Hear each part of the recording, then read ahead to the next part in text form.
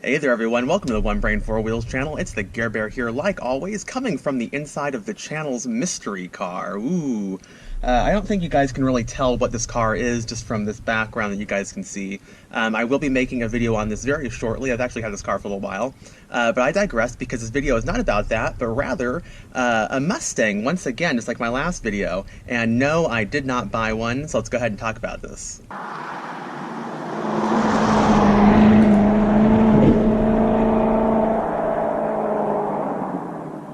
Although buying a Mustang would be pretty cool, and even a Corvette guy can admit that, this video is actually just comprised of clips that didn't quite make it into my Mustang review video, which is the last video I posted.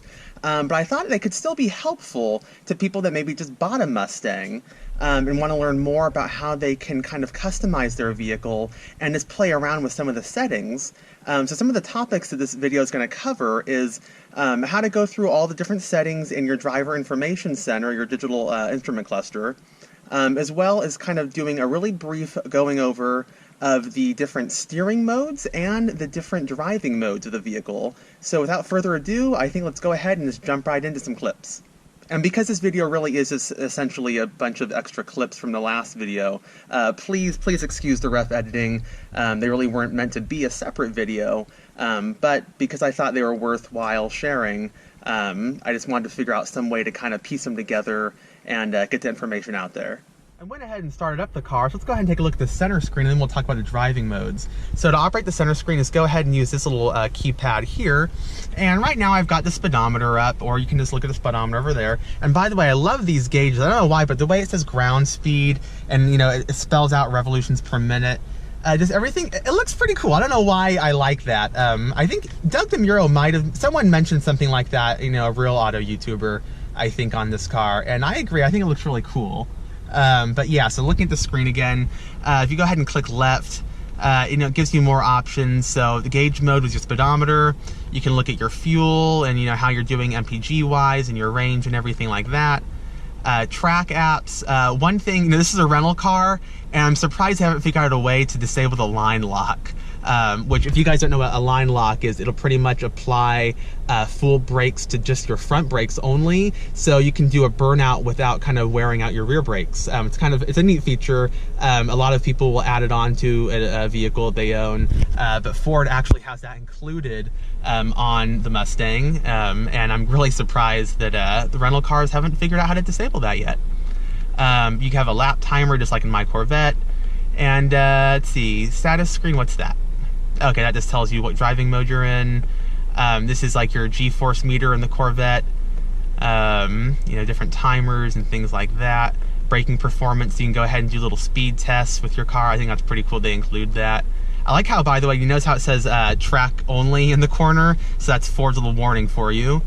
But yeah, I think that's pretty much, that's it. And then driver assist. This is just setting if you want your parking aids on or off. Settings. Oh, I can change the color on the inside? Oh, boo. Wait, let me turn the lights on. Let me see if it'll let me do it now. Oh, that sucks. Okay, apparently I can change the color of the gauges. I'm definitely doing that tonight. Oh man, I can't believe I just figured that out now. What the hell's a halo? Oh, I don't know what any of this stuff is. I'm sorry guys, I'm really bad. I'm trying to figure this stuff out right now. I have no idea what any of that stuff is, to be honest with you. I'm really horrible.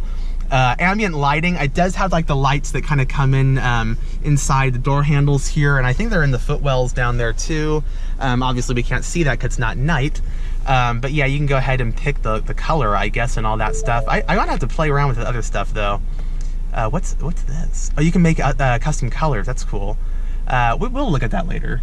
And then my key, that's probably stuff to do with, I think, setting like personalized settings depending on what key you're using, I'm guessing. I can't really. Okay, let's look at the steering mode car. And yeah, this is just kind of setting, your units and stuff like that in your language. So I'm gonna go back and go back to gauge mode. So yeah, that's the gauge. Okay, let's look at the steering mode first. So the one with the little steering wheel on it. So if we go up here to the screen, I'm gonna press down or press up on it. And yeah, so your steering feels are sport, comfort, and normal. So I've been driving on sport. To be honest, I haven't felt too much of a difference between those. I mean, you can feel it's a little firmer, you know, in the sport mode versus normal or comfort. I don't really notice as much of a difference between normal and comfort, but that's just my take. Moving along to the mode switch down here.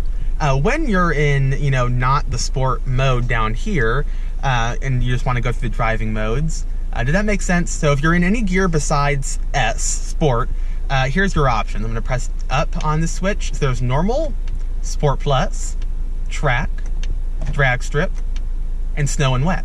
However, that's 5 modes. Ready? Go down to sport. Now we have the option of just regular sport, or sport plus, or track, or drag strip. So we added a regular sport and we got rid of the snow and wet. First off, I don't know why a sports car needs like a sport mode. I guess it's like extra sport. I don't know. I feel like if the default should be sport mode and you can tone it down, but that's just me. But yeah, I thought that was kind of funny. So now that I've taken long enough doing this review, it's actually dark enough where I can play with these settings.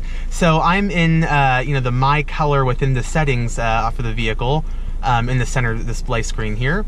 And I actually figured out what these do. So if you go to My Color, so you can scroll to My Color, click OK, down here on this pad. And gauge color, you can see on the sides right there how they're kind of like, they're ice blue apparently. If we go down to white, go ahead and look at the gauges, you guys. They just turned white. Isn't that cool? We can go down to green. Ooh, that looks interesting. Purple. I kind of like purple actually, it looks neat. Blue, oh I like that too. Orange. Red. Too many cars have red, I don't like red. And then you can make your own color. We'll talk about that later. Also notice what the halo is. The halo is that outer ring because that's still that ice blue. So let's say I like purple. Let's click purple and then let's go back and then let's go to halo. Now halo color, oh, so you can say if you want the halo light on or off. So see how that goes off? You see it flash? So let's keep the halos on. Let's go ahead and change that color though. What would look good with purple? We've got green. That looks Halloween-y. More purple. Blue. Oh, I like blue. Orange. It's too girly. Red. I kind of like the red. And you can make your own color. Actually, what if we did a purple halo and then let's go to the gauge color and make it blue. Oh, that looks pretty cool. I like that combo actually. Okay, so let's go ahead and go back. And then ambient light, that is the lighting kind of around the rest of the interior of the vehicle, kind of behind. You can see it here, I think, in the door handles. And then you can't really tell right now, but it's up under here. Yeah, you can't see it at all.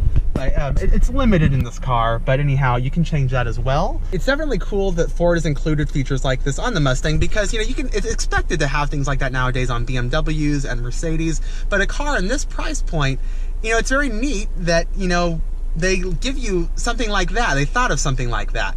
So definitely, I think they've made a really good, decision, kind of including little things like that help you personalize the vehicle. Because the people that buy these cars, they like to personalize things, and so I think that that's going to fit in nicely with the culture of their owners.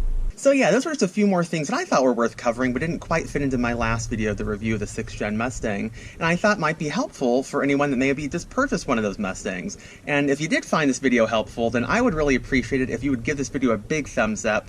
It would really help out the channel and get my videos higher up in the search results, and just help spread this information to more people. And if you want to see more content like this, then I would highly recommend subscribing to the channel, One Brain, Four Wheels, where you can see more videos with me talking to you guys about the mystery car coming up soon, the 1977 Cadillac Eldorado, the 2016 Jeep Grand Cherokee, the 2016 Corvette, and the 2003 Chevy Suburban. That is a lot of vehicles. Why do I do this to myself? But until next time, guys, thank you so much for watching. Have a great day.